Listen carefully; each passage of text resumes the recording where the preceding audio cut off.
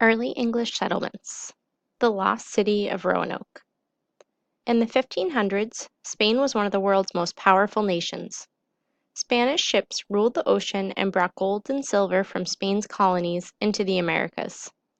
In England, Sir Walter Raleigh believed that the colonies in North America could make his country richer and more powerful too. In 1584, he sent 2 ships to explore the coast of North America. Caption: the word Croton carved into a gatepost was the only clue left behind for the settlers.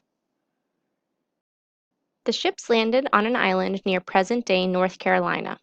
The sailors named the island Roanoke after the Native Americans who lived there, the Roanokes.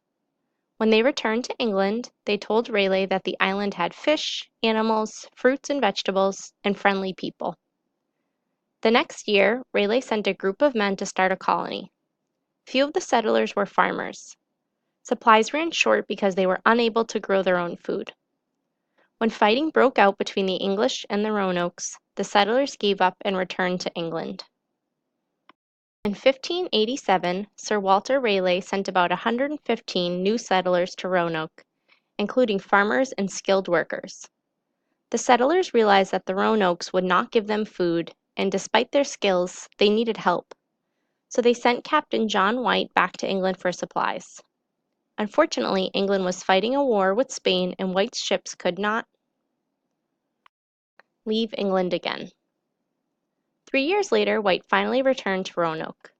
There was no sign of the settlers. Even their houses were gone.